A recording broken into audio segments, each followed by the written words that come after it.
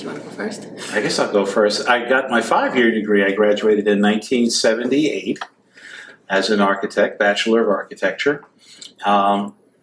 We were students in the old Curry garage, and wiping asbestos dust off our desks every morning was a ritual that you had to do over there. But there was a good bunch of us in that class and stayed friends for a long time.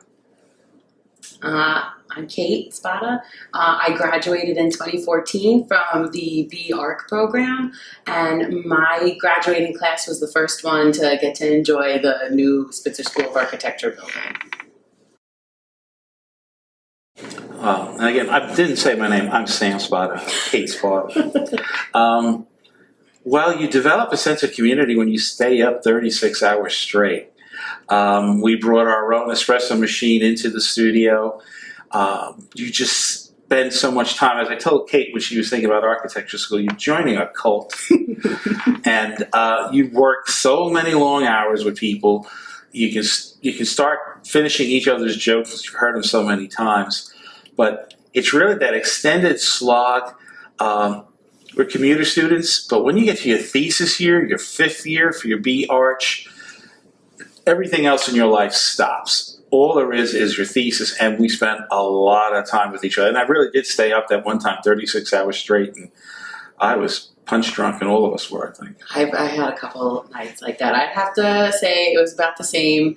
I mean, I don't know about you. I started doing all-nighters in first year, and I remember you recommending that you brought a lawn chair to sleep on. So I did that, and I set up the lawn chair, and it was one of the worst night's sleep I've ever gotten ever.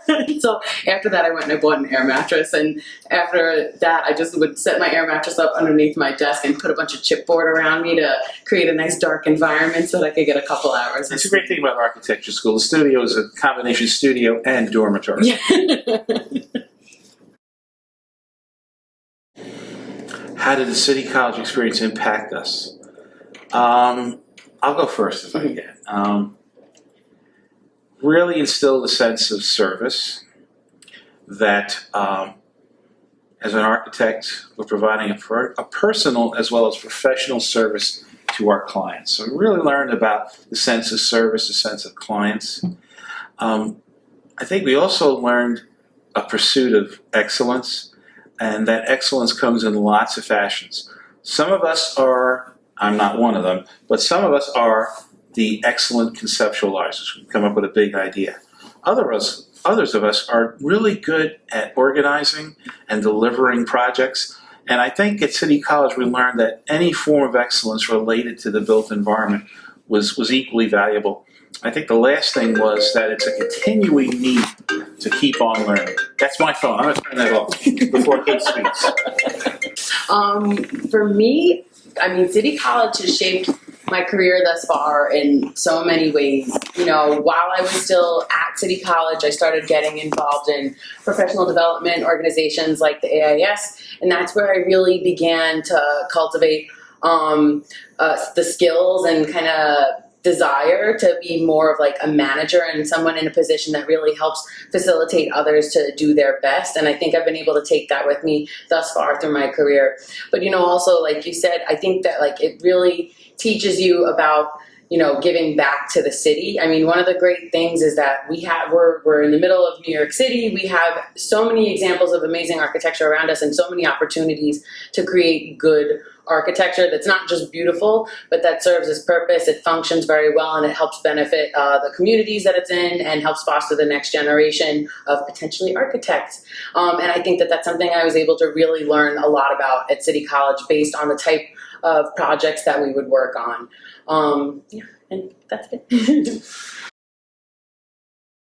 want to take that one first? Oh boy. Well, I think I need a moment for this one. So, I feel like my goals are always changing. I mean, the one thing that I learned about like kind of growing up in the city is that you have to work really hard. You know, it's really easy to kind of get lost in the mix because there's so much happening in New York City and just in the tri-state area in general. So I always try to, always do my best, but set up little mini 5-year goals for myself. And so, upon graduation, my first goal was really to get as much experience as I can and to start taking my exams and be licensed. And I did that. And then once I got my license, I was like, okay, next goal is going to be to get lead certification. So then I went after that. And now my next goal really is to grow as a project manager. And to really learn how to cultivate like a good environment for my team. And so that's something that I'm working on a daily basis, and I'm learning more and more as I go from my mentors, and then also just from some of the alumni that we've had here. And I'm lucky enough that I have you to help me whenever I have questions about the industry. And I'm at a stage now where I do consulting. I formed a business a couple of years ago, and I became really enamored of lean for capital project delivery because I believe that architects have a huge contribution to make, and it's important that the profession not become marginalized, not become stylists. We really need to be engaged throughout the entire scope of strategic planning through construction. And what I'm learning now is I'm learning about learning. I'm learning about how I take what I've learned over 40 some odd years in practice, and how do I teach that to other people, particularly dealing with adults? How do I help other adults perform at the highest possible level of capital project delivery? That's what I'm doing right now, and I hope to be doing that for a long time. Success. Courage. Courage is always the key. Never be afraid. Never give up. That's more than one word. Sorry. The word is courage.